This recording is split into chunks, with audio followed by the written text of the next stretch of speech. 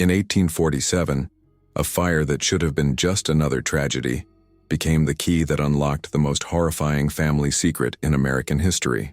When the flames finally died at Blackwood Manor in rural Pennsylvania, investigators didn't find the expected charred remains of a wealthy merchant family. Instead, they discovered something that made grown men vomit and priests question their faith. Hidden beneath the elegant floorboards of what appeared to be a respectable estate were the bones of over 200 children, arranged in patterns that suggested decades of systematic harvest. But this isn't just another horror story about a deranged family. This is an investigation that will take us into the darkest corners of human nature, where we'll discover how an entire community can become complicit in unspeakable evil, how children can disappear for 40 years without anyone asking the right questions, and how the most monstrous acts can hide behind the most respectable facades. The Blackwood family didn't just kill children, they created an entire industry around it. A business so efficient and so carefully hidden that it operated for 4 decades under the noses of judges, sheriffs, and ministers who should have been protecting the innocent. What you're about to hear will challenge everything you think you know about evil, because the real horror isn't that the Blackwoods existed. The real horror is how many people knew, how many people helped, and how many people simply chose to look the other way when children started disappearing. This is the story they buried, the truth they tried to erase, and the investigation that reveals how an entire society can become a feeding ground for predators. The year 1847 was a time when children were seen as expendable resources in America.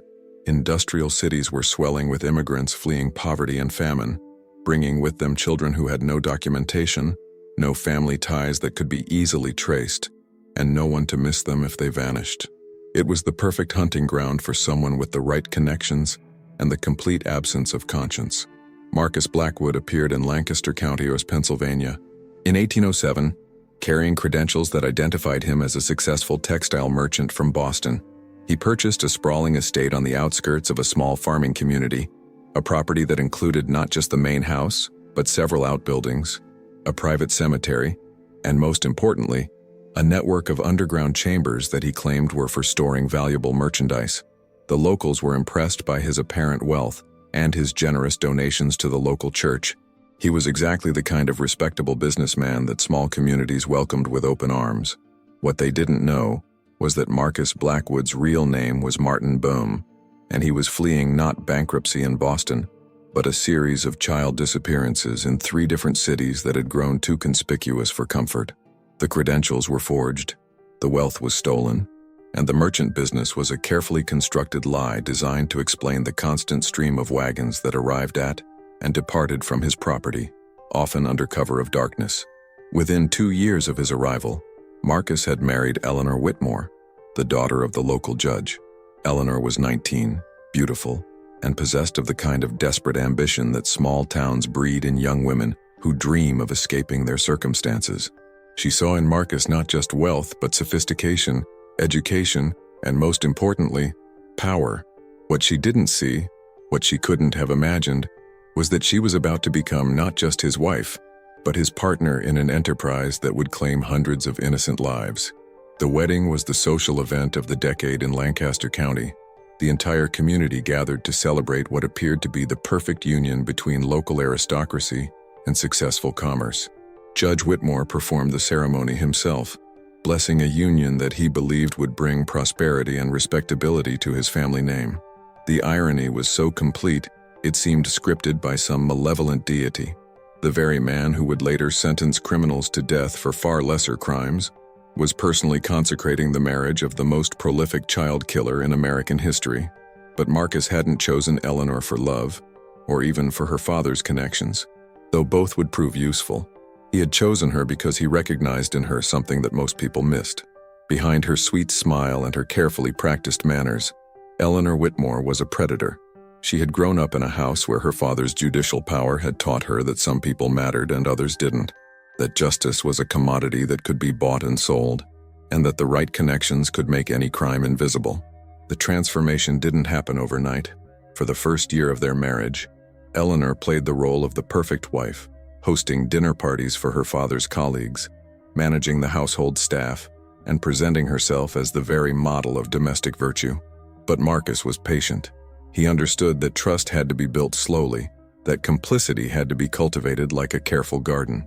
He started with small tests, small compromises that seemed innocent at first, but gradually eroded Eleanor's moral boundaries. The first test came in the winter of 1809. A family of Irish immigrants had settled in a cabin on the far edge of the Blackwood property. Squatters who had no legal right to the land but nowhere else to go. The father had died of pneumonia, leaving a widow with 3 young children to face the brutal Pennsylvania winter. When Eleanor mentioned the situation to Marcus, expecting him to show Christian charity, he instead suggested a different solution. The children, he pointed out, were essentially orphans. The mother was clearly incapable of caring for them properly. They would likely die of starvation or exposure before spring. Wouldn't it be more merciful to take them in, to give them warm beds and regular meals? The mother could work as a servant to earn her keep, and the children could be apprenticed to learn useful trades. It was, he argued, a win for everyone involved. Eleanor liked the plan because it made her feel charitable and superior. The mother agreed because she had no choice. And the children, ages 4, 6, and 8, were moved into the servants' quarters of Blackwood Manor, where they would live for exactly 3 months before disappearing entirely. When the mother asked about her children, she was told they had been sent to work for relatives in Philadelphia, a common practice for poor families.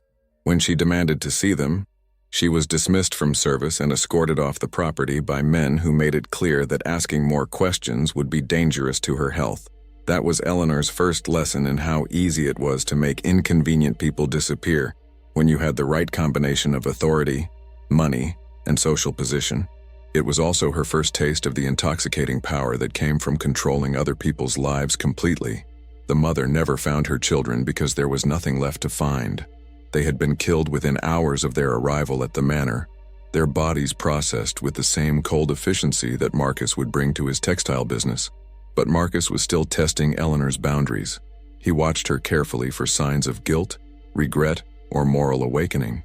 Instead, he saw something that exceeded his wildest expectations. Eleanor didn't just accept what had happened to the children. She began asking questions about how the process could be improved, how they could attract more children without arousing suspicion, how they could expand their operation while maintaining their respectable facade. It was Eleanor who suggested they establish formal relationships with orphanages in the major cities. It was Eleanor who proposed they present themselves as wealthy, childless couple, eager to adopt unfortunate children and give them opportunities they could never have otherwise. It was Eleanor who recognized that their social position and her father's judicial connections made them virtually untouchable, as long as they were careful about their selection process. By 1810, the Blackwoods had developed a system that would remain virtually unchanged for the next 37 years. They would travel to different cities, always presenting themselves as prosperous merchants looking to adopt children who could learn the textile trade. They preferred orphanages run by overworked religious organizations that were grateful for any wealthy family willing to take children off their hands. They always chose children between the ages of 6 and 12, old enough to be useful, but young enough to be controlled. They always selected children who had no living relatives and no one who would come looking for them. The children would be brought to Blackwood Manor in covered wagons, supposedly to begin their new lives as apprentices in the textile business. They would be given a warm meal, clean clothes, and a comfortable bed for one night. The next morning, they would be taken to the underground chambers beneath the manor, where their real purpose would be revealed. They weren't apprentices. They weren't adopted children. They were raw material for an industry that Marcus had perfected during his years of practice in other cities. The underground chambers of Blackwood Manor were a marvel of industrial efficiency, applied to the most horrific possible purpose. Marcus had spent months designing and constructing a facility that could process large numbers of children with minimal noise, minimal waste, and maximum profit. The main chamber was accessed through a hidden entrance behind a false wall in the manor's wine cellar. The chambers themselves extended deep into the hillside, carved from the natural limestone that made the work relatively easy and provided excellent drainage. The facility included holding cells where children could be kept for days or weeks before processing, a workshop where bodies could be systematically dismantled, chambers for curing and preserving different types of material, and storage areas where finished products could be kept until they were ready for shipment. Every aspect of the operation had been planned with the same attention to detail that legitimate businesses brought to manufacturing. But the most chilling aspect of the Blackwood operation wasn't its efficiency. It was its integration into the legitimate economy of the region. Marcus hadn't just created a factory for processing stolen children. He had created a business model that generated multiple revenue streams while providing perfect cover for his activities. The children weren't just killed.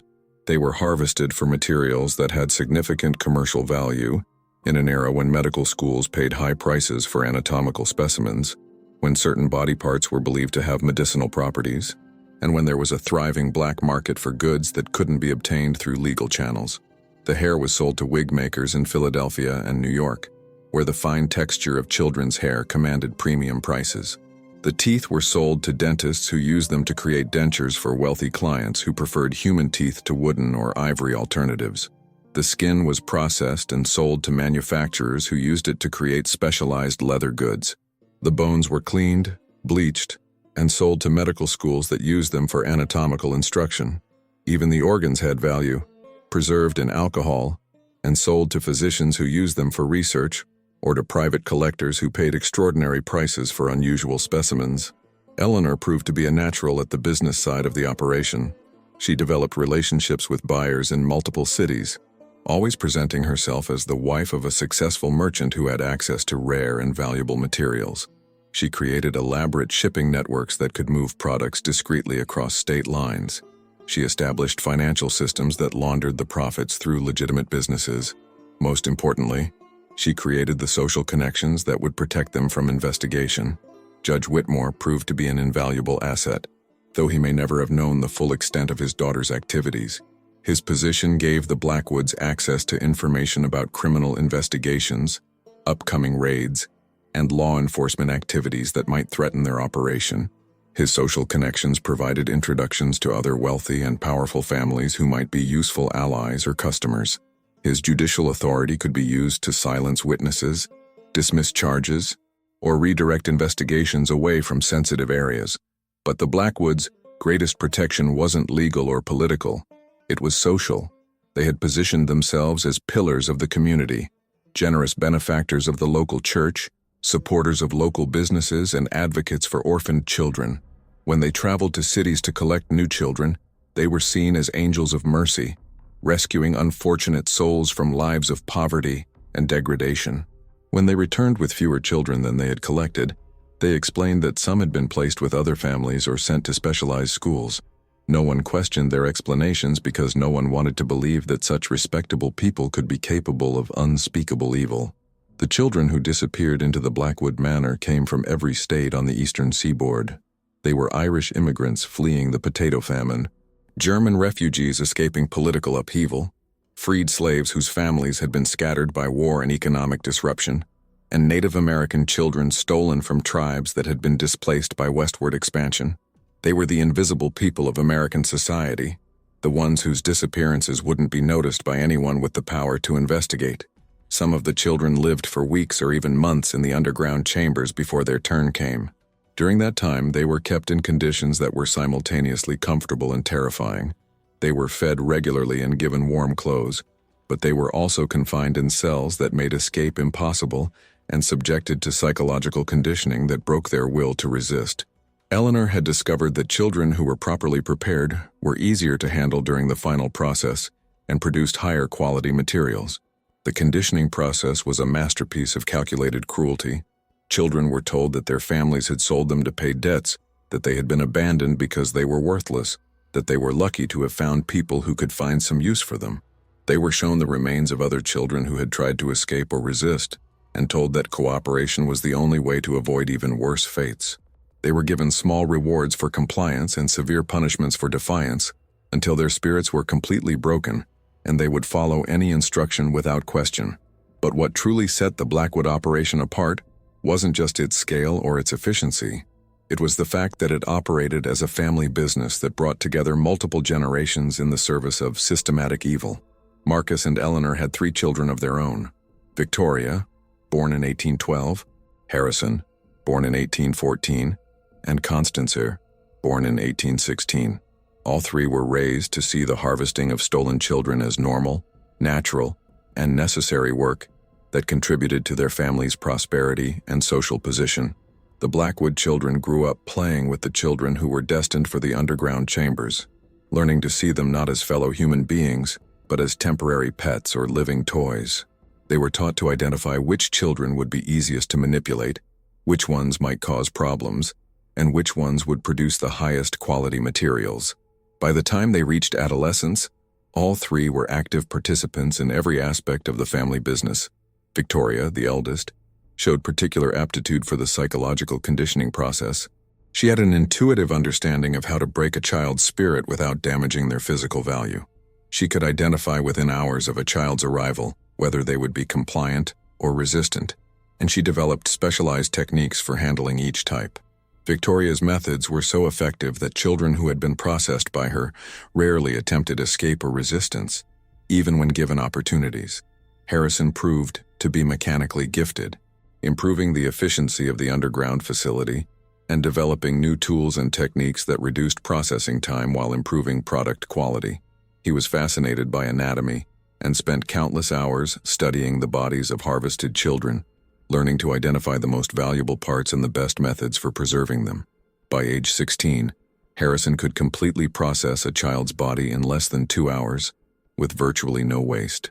Constance, the youngest, demonstrated remarkable business acumen, developing new markets for their products and expanding their distribution networks. She was naturally charming and socially adept, able to build relationships with potential customers while maintaining the family's respectable facade. Constance created buyer networks that extended as far west as St. Louis and as far south as New Orleans, ensuring steady demand for everything the family produced. But the Blackwoods weren't satisfied with simply operating in isolation.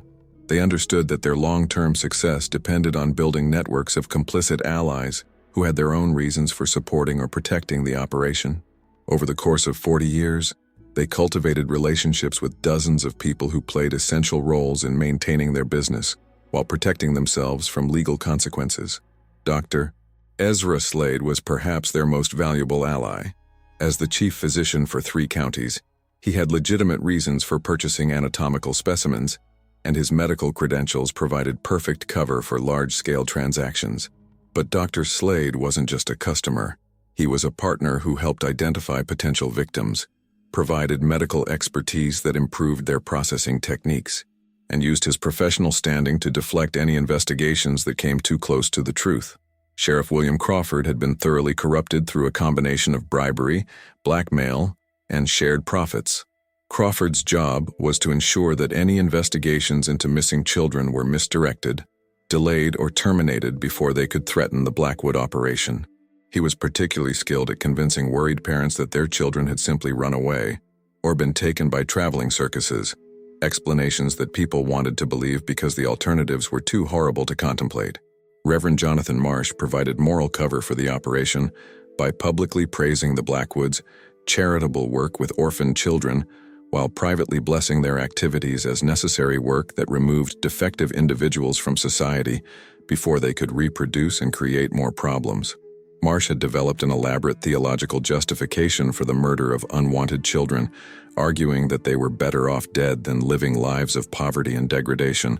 But perhaps the most chilling aspect of the Blackwood network was how many people participated without ever knowing the full truth of what they were supporting. Wagon drivers who transported children to the manor believed they were helping with legitimate adoptions. Business associates who helped launder profits thought they were involved in normal commercial transactions. Social acquaintances who provided character references believed they were helping a respectable family maintain its reputation. The Blackwoods had created a perfect criminal enterprise, one that generated enormous profits while operating under complete legal and social protection. For 40 years, they harvested children with industrial efficiency, turning the most vulnerable members of society into raw materials for a business that served the needs of a society that preferred not to ask too many questions about where its goods came from or what happened to the children who disappeared from its streets. And they would have continued indefinitely if not for a single miscalculation that brought their entire world crashing down in a matter of hours. The miscalculation that destroyed the Blackwood dynasty came from the most unlikely source: their own success.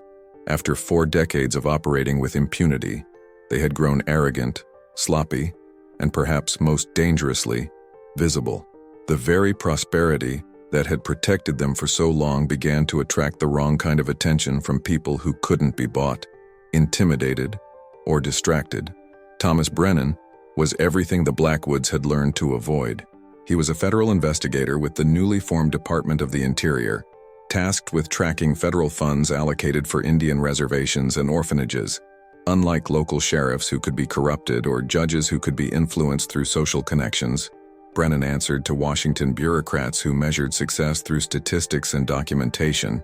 He was immune to local politics, unimpressed by social standing, and constitutionally incapable of accepting convenient explanations for inconvenient facts. Brennan had arrived in Lancaster County in March 1847 to investigate discrepancies in federal funding for 3 regional orphanages. The facilities were receiving money for children who seemed to disappear from their records with unusual frequency. Initially, Brennan assumed he was looking at simple embezzlement, caretakers inflating their census numbers to claim additional funding. But as he dug deeper into the adoption records, he discovered a pattern that made his blood run cold. Over the past decade, a single family had adopted an extraordinary number of children from facilities across multiple states. The Blackwoods appeared in adoption records from Boston to Baltimore, always presenting themselves as wealthy merchants eager to provide opportunities for unfortunate children. They had adopted 43 children in the past 10 years alone, far more than any legitimate family could possibly integrate into their household.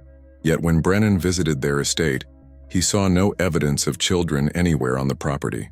When Brennan questioned Marcus about the discrepancy, he was told that most of the children had been sent to work for business associates in other cities, a common practice for merchant families who needed trustworthy apprentices. Marcus provided detailed records showing which children had been placed where, along with letters supposedly written by the children themselves describing their new lives. The documentation was so complete and convincing that most investigators would have been satisfied. But Brennan had spent years investigating document fraud, and something about the letters bothered him. The handwriting was too similar across different supposed authors. The language patterns were too consistent for children from different backgrounds and education levels. Most tellingly, the paper stock was identical despite supposedly being written in different cities over several years. When Brennan had the letters analyzed by a handwriting expert in Philadelphia, the conclusion was unambiguous. All 43 letters had been written by the same person, someone educated and methodical who had carefully disguised their natural writing style. The revelation that Marcus Blackwood was systematically forging correspondence from adopted children should have been enough to warrant immediate arrest and investigation. But when Brennan brought his evidence to local authorities, he encountered resistance that went beyond simple bureaucratic incompetence. Sheriff Crawford claimed that federal jurisdiction didn't extend to adoption matters. Judge Whitmore argued that the evidence was circumstantial, and that interfering with a respected family's business activities would require more substantial proof of wrongdoing. It was Eleanor who made the fatal mistake. Frustrated by Brennan's persistent questions and confident in her ability to manipulate men through charm and intimidation, she invited the federal investigator to dinner at Blackwood Manor. Her plan was to overwhelm him with displays of wealth and respectability, while subtly threatening him with the social and political consequences of pursuing his investigation. She had used the same approach successfully with dozens of officials over the years, but Eleanor had badly misjudged her opponent. Brennan wasn't impressed by fine china and expensive wines.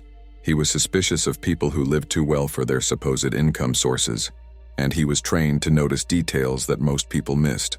During the dinner, Brennan observed several things that didn't match the Blackwoods' carefully constructed image. The servants moved through the house with unusual nervousness, avoiding certain areas and speaking in hushed whispers. There were locks on doors that shouldn't need them, and recent construction work that seemed designed to conceal rather than improve. Most importantly, there were sounds coming from beneath the dining room floor, muffled but distinctly human, like voices crying in the distance. When Brennan mentioned hearing the sounds, Eleanor quickly explained that they were experiencing problems with rats in the basement and had hired exterminators who were using new techniques that involved noise. The explanation was plausible enough, but Brennan noticed that Eleanor's hands shook slightly when she delivered it, and that Marcus immediately changed the subject to their business ventures in other cities. For experienced investigators, lying triggers physical responses that are difficult to control, and both Eleanor and Marcus displayed classic signs of deception. After dinner, Brennan was given a brief tour of the public areas of the manor, carefully guided away from certain rooms and prevented from seeing the basement or outbuildings. Eleanor was charming and gracious, pointing out expensive artwork and describing their charitable work with orphan children. But Brennan's trained eye caught details that revealed more than Eleanor intended. Expensive Persian rugs couldn't quite conceal stains on the wooden floors beneath them. Certain walls had been recently repainted, but the coverage wasn't quite complete. Most tellingly, several rooms smelled of chemicals typically used for preservation and medical procedures, odors that had no place in a merchant's home. When Brennan left the manor that evening, he was convinced that the Blackwoods were hiding something far more serious than adoption fraud. The physical evidence might have been circumstantial, but his instincts told him he was dealing with people who had committed crimes that went beyond anything he had investigated before. The challenge was gathering enough proof to overcome the political protection the family obviously enjoyed. Brennan's breakthrough came from an unexpected source. While investigating the Blackwoods' business relationships, he discovered that Dr. Ezra Slade had been purchasing unusually large quantities of anatomical specimens, far more than could be justified by his legitimate medical practice. More importantly, the specimens he was buying were consistently of unusually high quality, particularly those obtained from children. When Brennan pressed Dr. Slade about his suppliers, the physician became evasive and defensive, claiming medical privilege and refusing to provide documentation. But Dr. Slade had a weakness that proved to be his downfall. He was a compulsive record keeper who documented everything he purchased, including items he obtained through questionable channels. When Brennan obtained a federal warrant to search Slade's medical practice, he discovered meticulous ledgers that detailed years of transactions with the Blackwood family. The records showed that Marcus and Eleanor had supplied Slade with anatomical specimens worth thousands of dollars, including materials that could only have come from recently deceased children. The ledgers also revealed that the Blackwood operation was far larger than anyone had imagined. They weren't just supplying Dr. Slade. They had customers in 8 different states, all purchasing materials that suggested systematic processing of human bodies. The financial records showed income streams that dwarfed what any legitimate textile business could generate, money that came from sources that had nothing to do with manufacturing or commerce. Armed with documentary evidence of what appeared to be a large-scale body-snatching operation, Brennan finally had enough leverage to force local authorities to take action. But even then, the investigation might have been derailed by political interference if not for a stroke of luck that no amount of planning could have anticipated. On November 15, 1847, a kitchen fire started by a careless servant spread through the main floor of Blackwood Manor while the family was attending Sunday services. The fire itself wasn't particularly severe and was quickly contained by neighbors who rushed to help. But the smoke and heat caused floorboards throughout the house to warp and buckle, revealing hidden spaces that had been carefully concealed for decades. When the smoke cleared, the neighbors who had come to fight the fire found themselves staring into chambers that defied explanation. Beneath the elegant dining room where Eleanor had entertained the local elite, a hidden staircase led to a network of underground rooms that looked like something from a nightmare. The chambers contained equipment for processing human bodies, storage areas filled with preserved organs, and most horrifically, cells where living children were being held captive. Reverend Jonathan Marsh, who had arrived with other neighbors to help fight the fire, found himself face to face with 12 terrified children who begged him to help them escape before the cutting time came. The youngest was perhaps 6 years old, the oldest no more than 12. All showed signs of prolonged malnourishment and psychological abuse. Several bore fresh surgical scars where body parts had been removed while they were still alive. Procedures that Eleanor had developed to harvest materials while keeping the children functional for future use. The discovery was so shocking that even the neighbors who had been complicit in protecting the Blackwood family could no longer maintain their willful blindness. These were respected members of the community who had never seen evidence of criminal activity, suddenly confronted with proof that their neighbors had been systematically torturing and murdering children for decades. Several people vomited on the spot. Others fell to their knees in prayer. Reverend Marsh, who had provided theological justification for the family's activities without knowing their true nature, suffered what appeared to be a complete mental breakdown. Word of the discovery spread through the county like wildfire. By evening, hundreds of people had gathered at Blackwood Manor, many demanding immediate justice for crimes that exceeded anything in their experience. Sheriff Crawford, who had protected the family for years, found himself surrounded by an angry crowd that threatened to take justice into their own hands if official action wasn't taken immediately. Even Judge Whitmore, faced with evidence that his daughter had been involved in systematic child murder, had no choice but to authorize immediate arrests. The Blackwood family was captured as they attempted to flee the county in a wagon loaded with gold and cash, their escape route blocked by citizens who had positioned themselves on every road leading away from the manor.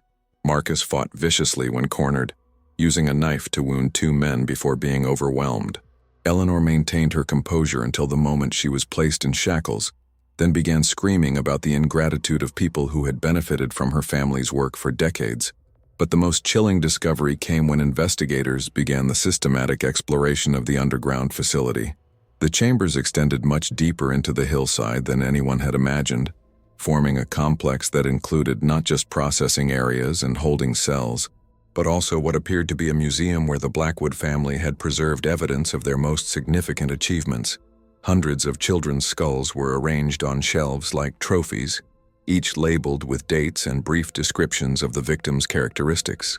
Preserved organs floated in jars of alcohol, organized by type and age. Most disturbing of all were the detailed journals that Eleanor had kept, documenting every child they had processed over 40 years, including descriptions of their psychological conditioning methods and refinements to their processing techniques. The journals revealed that the Blackwood operation had claimed the lives of over 200 children from 12 different states. They had perfected techniques for keeping children alive during the harvesting process, extracting maximum value from each victim while minimizing the risk of discovery. They had developed psychological methods for breaking children's will to resist, turning them into compliant victims who would follow instructions even when they understood what was about to happen to them. Most horrifically, they had begun experimenting with breeding programs, attempting to create children specifically designed for harvesting purposes. The discovery of breeding programs revealed that the Blackwood operation had evolved far beyond simple murder for profit. They had been working toward the systematic cultivation of human beings as livestock, treating children not as individuals with rights and value, but as renewable resources that could be optimized for maximum yield. Victoria, Harrison, and Constance had all been involved in these experiments, using their own children as test subjects to determine which genetic combinations produce the most valuable materials. The public reaction to these revelations was unlike anything in American history. Churches that had praised the Blackwood family's charitable work now held special services to pray for the souls of the children who had been murdered. Businesses that had benefited from relationships with the family publicly denounced their activities and donated profits to funds for the surviving children. Politicians who had enjoyed the family's support suddenly discovered they had always been suspicious of their activities and demanded investigations into how such crimes could have continued for so long without detection. But the most significant reaction came from the federal government, which recognized that the Blackwood case represented a fundamental failure of local justice systems that had allowed political corruption and social pressure to protect criminal enterprises. The Department of the Interior announced that it would be establishing permanent field offices to monitor adoption and orphanage activities, ensuring that federal oversight could prevent similar operations from developing in other regions. Thomas Brennan was promoted and given authority to investigate suspected child trafficking operations throughout the Western Territories, where rapid expansion and weak legal structures created conditions similar to those that had allowed the Blackwoods to operate with impunity. His first assignment was to examine adoption records in California, where the gold rush had created thousands of orphaned children and attracted predators from across the country. The trial of the Blackwood family became a sensation that drew newspaper coverage from around the world. The evidence was so overwhelming and the crimes so heinous that the proceedings took on the character of a moral reckoning for an entire society that had allowed such horrors to occur. Witnesses testified about decades of ignored warning signs, missed opportunities for intervention, and deliberate choices to look the other way when confronted with evidence of wrongdoing. Dr. Ezra Slade, faced with documentary evidence of his complicity, agreed to testify against the Blackwood family in exchange for a life sentence instead of execution. His testimony revealed the full scope of the operation, including details about customers who had purchased materials from the family and officials who had been bribed to protect their activities. Slade's revelations led to dozens of additional arrests, and the exposure of a network of corruption that extended throughout the region's medical and legal establishments. Sheriff William Crawford attempted to claim that he had been investigating the Blackwood family for years and was on the verge of making arrests when the fire revealed their crimes. But when Brennan presented evidence showing that Crawford had received regular payments from the family and had actively interfered with previous investigations, the sheriff's defense collapsed. Crawford was sentenced to death, becoming the first law enforcement officer in Pennsylvania history to be executed for corruption-related crimes. The surviving Blackwood children presented unique legal and moral challenges that highlighted the complexity of crimes that spanned multiple generations. Victoria, Harrison, and Constance had all been raised to see systematic child murder as normal and necessary work, but they had also been active participants in planning and executing crimes that claimed hundreds of lives. The question of whether people raised in such circumstances could be held fully responsible for their actions sparked debates that continued for decades. Eventually, all three were sentenced to life imprisonment, a compromise that recognized both their culpability and the extraordinary circumstances of their upbringing. Victoria spent her remaining years in solitary confinement, refusing to speak to anyone except to occasionally mutter about the ingratitude of people who failed to appreciate the efficiency of her family's methods. Harrison used his mechanical skills to improve prison operations, designing more humane systems for housing and feeding prisoners. Constance established educational programs for other inmates, eventually earning a reputation as a thoughtful advocate for prison reform. But what happened to Marcus and Eleanor Blackwood became the subject of legend and speculation that persists to this day. Both were sentenced to death, and both were scheduled for public execution on December 25, 1847, a date chosen deliberately to emphasize the contrast between their crimes and the Christian message of love for children. The execution was to be held in the town square, with the entire community invited to witness justice for crimes that had violated every principle of human decency. The night before the execution, Marcus and Eleanor Blackwood disappeared from their jail cells under circumstances that have never been satisfactorily explained. The jail where Marcus and Eleanor Blackwood spent their final night was considered escape-proof, built in 1823 with federal funds specifically to house dangerous criminals awaiting trial or execution.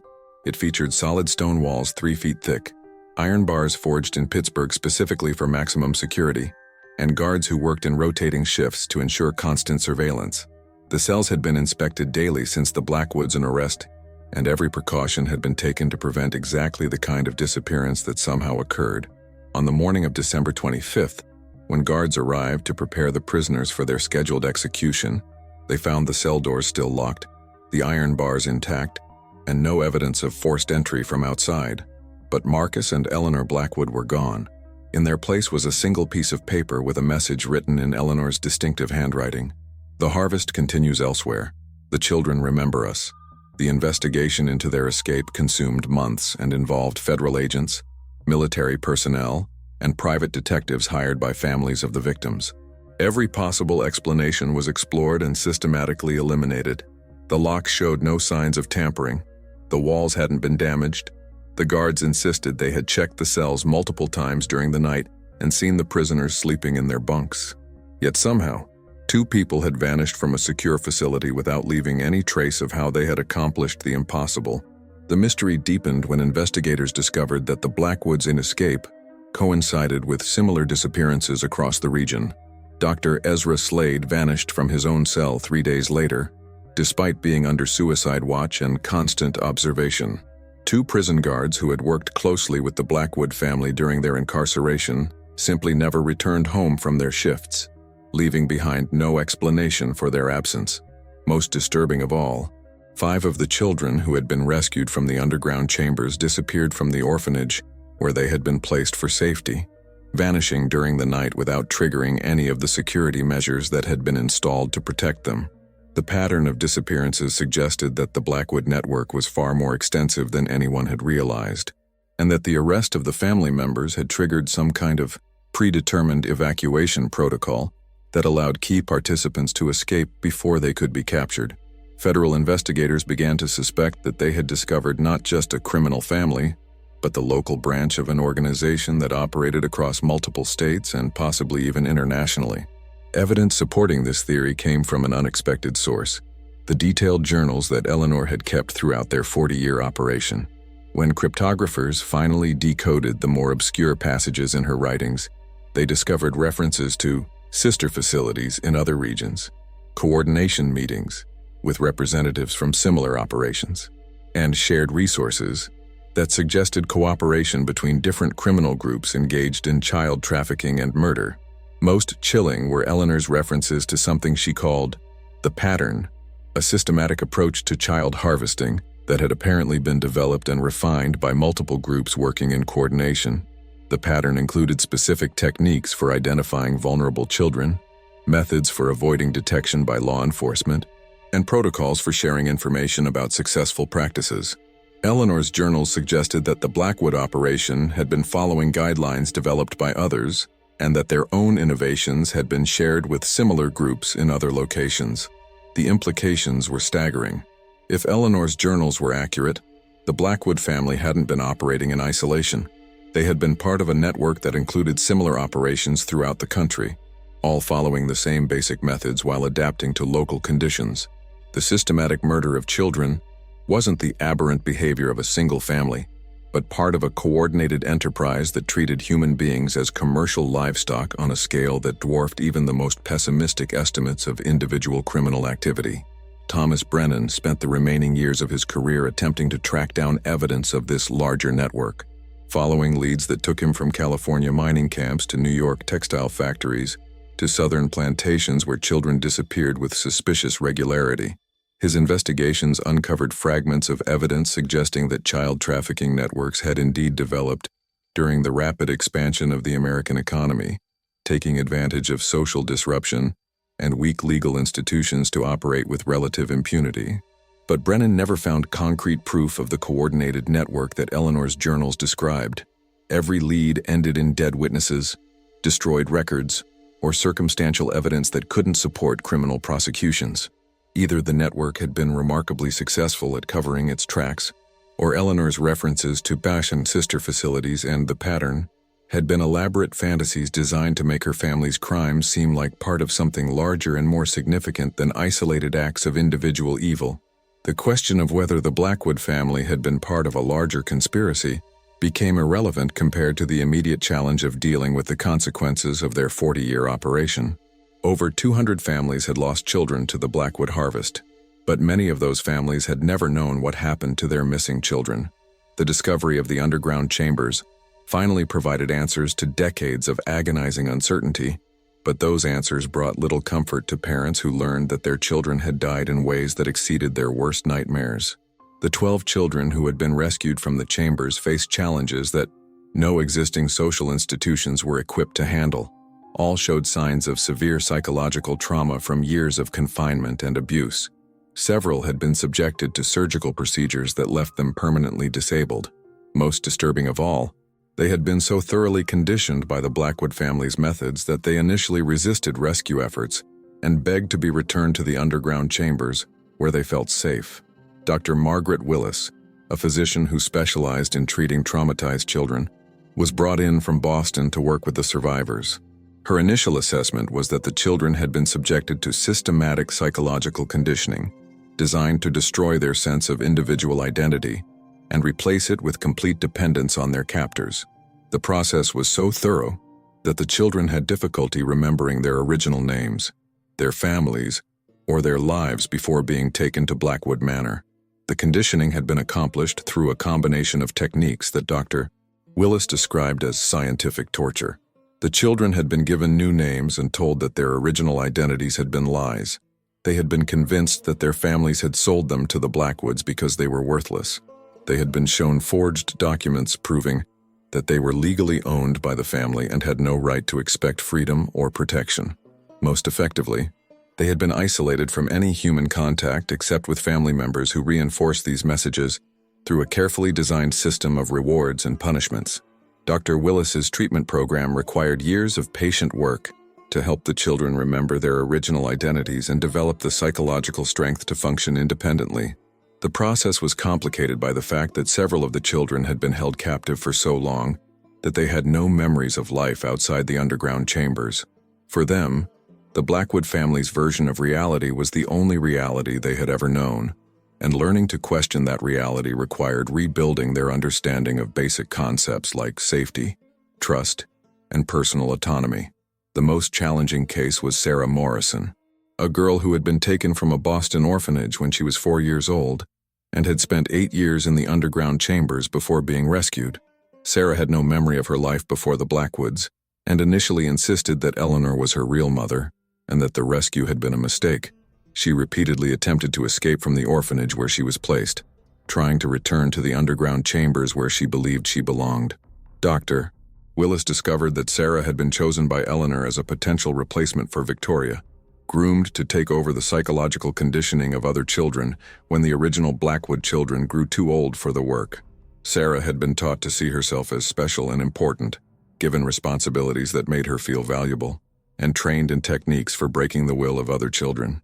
The revelation that she had been both victim and perpetrator created psychological conflicts that took years to resolve. But Sarah's case also provided crucial insights into how the Blackwood operation had maintained its effectiveness over 4 decades. The family had developed methods for creating collaborators among their victims, children who helped control other children in exchange for special treatment and status within the underground hierarchy. This system had allowed a relatively small number of adults to manage dozens of captive children while minimizing the risk of organized resistance or escape attempts. The implications extended beyond the specific crimes of the Blackwood family. Dr. Willis's research into the psychological conditioning techniques used in the underground chambers revealed principles that could be applied to understanding other forms of systematic abuse and control.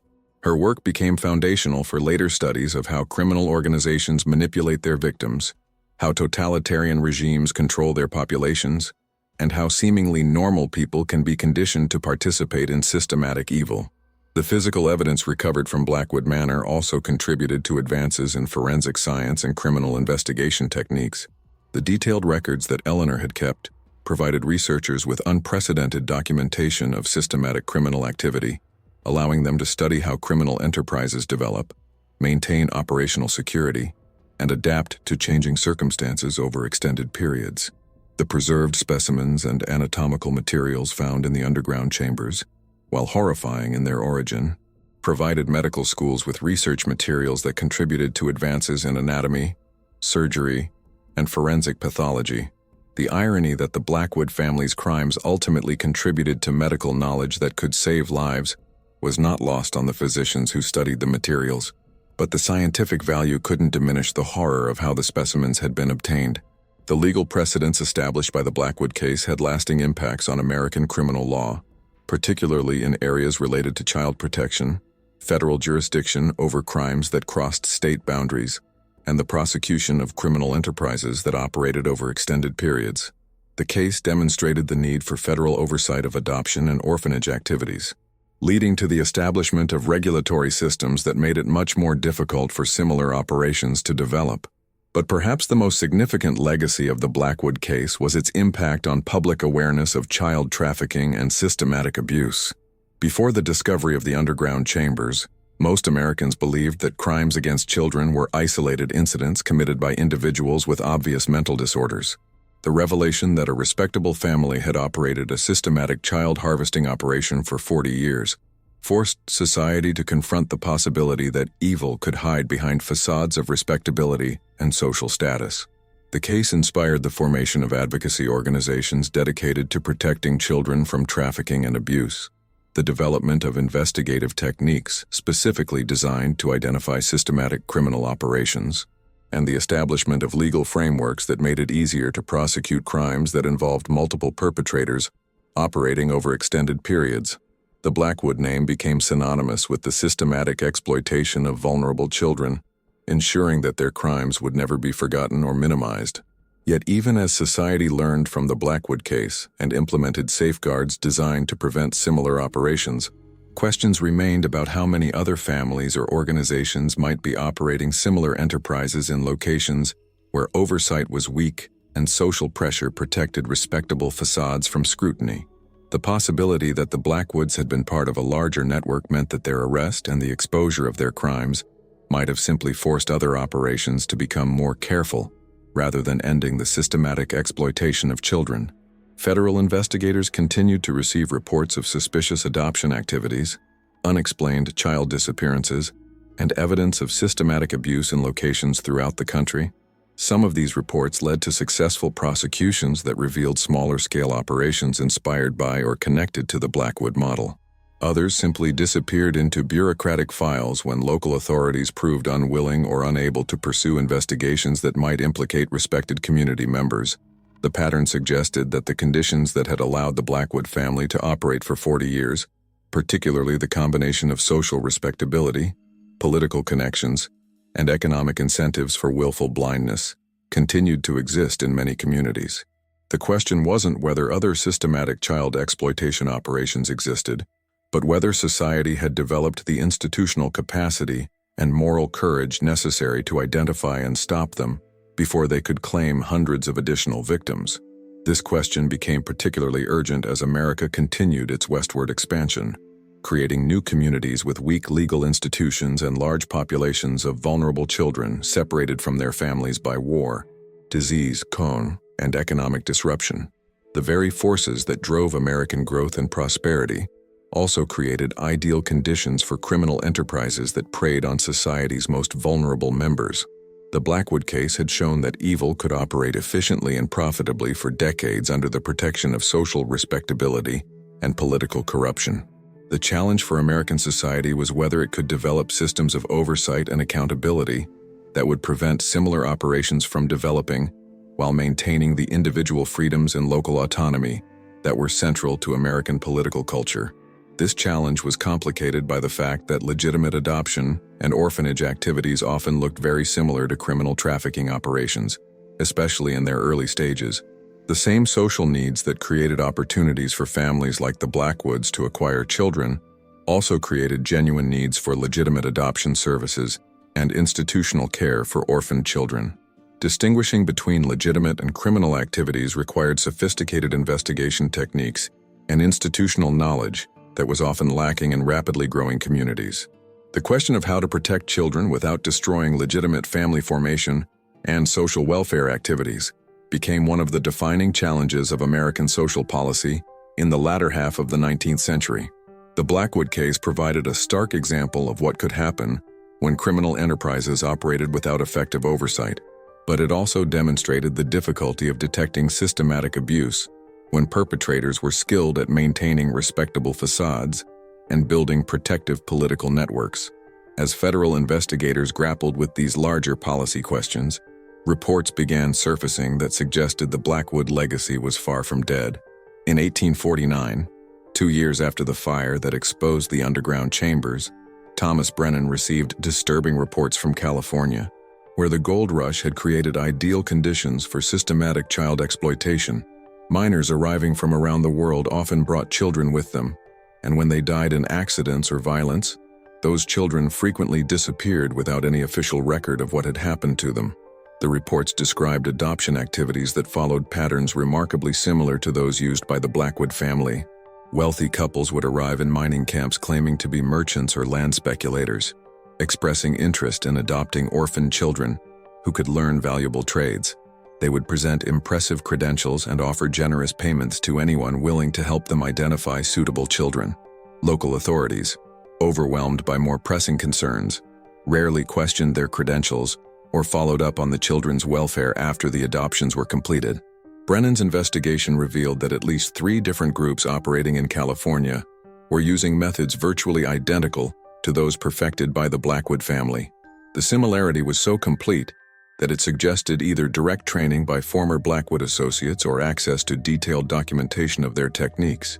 When Brennan attempted to track down the leadership of these groups, he encountered the same pattern of mysterious disappearances and destroyed records that had characterized his efforts to find Marcus and Eleanor after their escape.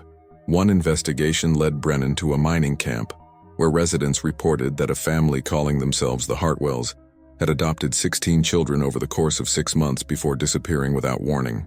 When Brennan examined the site where the Hartwells had claimed to be establishing a school for their adopted children, he found evidence of recent construction that included underground chambers remarkably similar to those discovered at Blackwood Manor.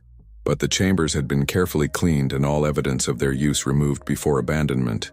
The pattern suggested that the Blackwood escape had indeed triggered the activation of a network that allowed similar operations to relocate and continue their activities in new locations.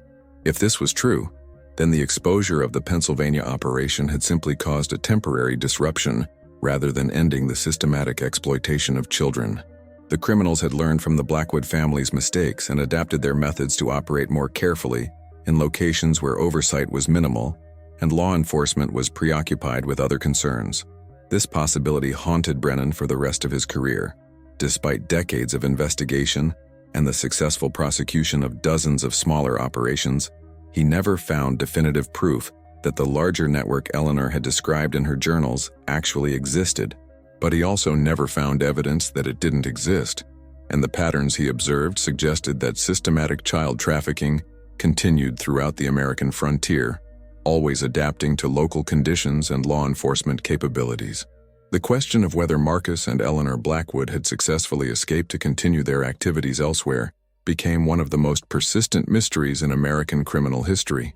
Reported sightings came from locations throughout the Western Territories, often describing couples who matched their physical descriptions and displayed knowledge of sophisticated child trafficking techniques. But none of these reports could be confirmed, and the witnesses often disappeared or recanted their statements before investigators could follow up. In 1863, during the chaos of the Civil War, a Union Army captain reported discovering a facility in occupied Virginia that bore striking similarities to the Blackwood operation.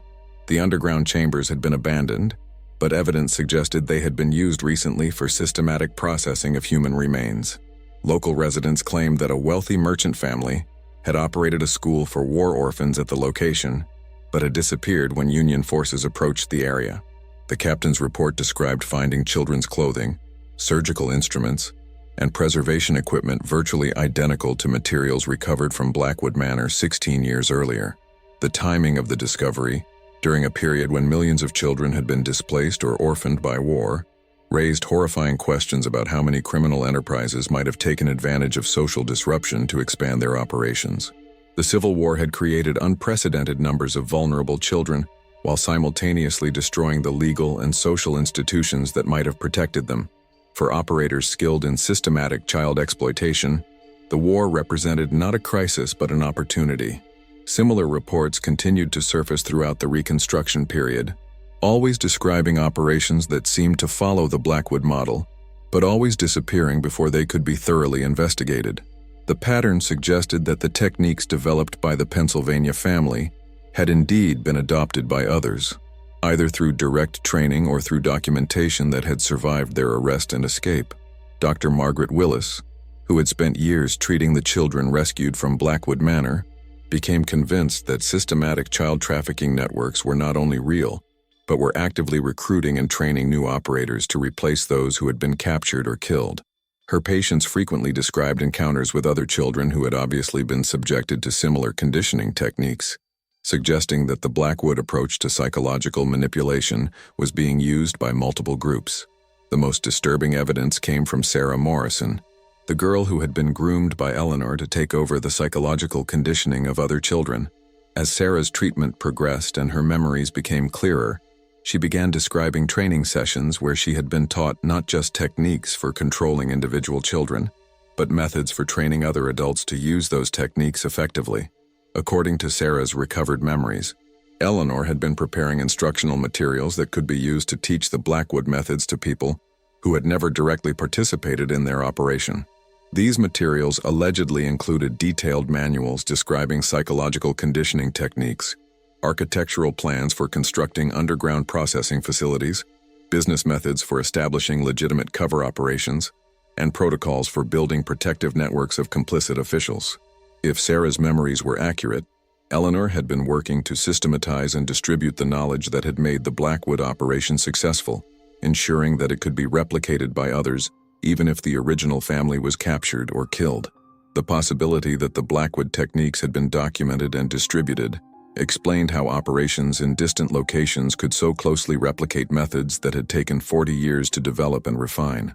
It also suggested that the network Eleanor had described in her journals might not have been a coordinated criminal conspiracy, but rather a loose association of independent operators who shared techniques and information while maintaining separate organizational structures. This model would have been much more difficult for law enforcement to detect and disrupt than a traditional criminal conspiracy. Instead of a centralized organization with identifiable leadership and communication systems, investigators would be facing a distributed network of autonomous operators who shared methods but maintained independent operations. Stopping such a network would require identifying and prosecuting dozens or hundreds of separate criminal enterprises, a task that exceeded the capabilities of 19th-century law enforcement. The challenge was further complicated by the fact that legitimate adoption and social welfare activities provided perfect cover for criminal operations that used similar methods and served similar populations. Distinguishing between legitimate and criminal activities required investigative resources and specialized knowledge that were rarely available in frontier communities, where such operations were most likely to establish themselves. As America continued its westward expansion and urbanization throughout the latter half of the 19th century, the conditions that had allowed the Blackwood family to operate successfully were replicated in countless new communities. Rapid population growth, weak legal institutions, large numbers of displaced children, and social systems that valued respectability over scrutiny created ongoing opportunities for systematic child exploitation. The Industrial Revolution added new dimensions to these opportunities as factories and mines created demand for child labor, while simultaneously producing accidents and working conditions that created large numbers of orphaned children. The same economic forces that drove American prosperity also created the social disruption and human suffering that criminal enterprises could exploit for profit. Thomas Brennan spent his final years advocating for federal legislation that would create national standards for adoption activities and establish permanent oversight systems to prevent systematic child trafficking. But his proposals were consistently defeated by political coalitions that opposed federal interference in family and social welfare, matters traditionally handled by local communities. The same principles of local autonomy and limited government that were central to American political culture also protected the conditions that allowed criminal enterprises to operate with minimal oversight. Brennan died in 1889, 42 years after discovering the Blackwood operation, still convinced that systematic child trafficking networks continued to operate throughout the American economy. His final report to the Department of the Interior warned that the techniques developed by the Pennsylvania family had probably been adopted by criminal enterprises throughout the world, and that the globalization of trade and communication was creating opportunities for international trafficking operations that would make the Blackwood case seem small by comparison. The accuracy of Brennan's warnings became apparent in the early 20th century, when international law enforcement agencies began documenting systematic child trafficking operations that spanned multiple countries and continents. The techniques these operations used for psychological conditioning, operational security, and political protection were often remarkably similar to those documented in Eleanor Blackwood's journals, suggesting that her work had indeed become foundational knowledge for criminal enterprises throughout the world. Modern investigations into historical child trafficking networks have confirmed many of Brennan's suspicions about the scope and sophistication of 19th-century operations.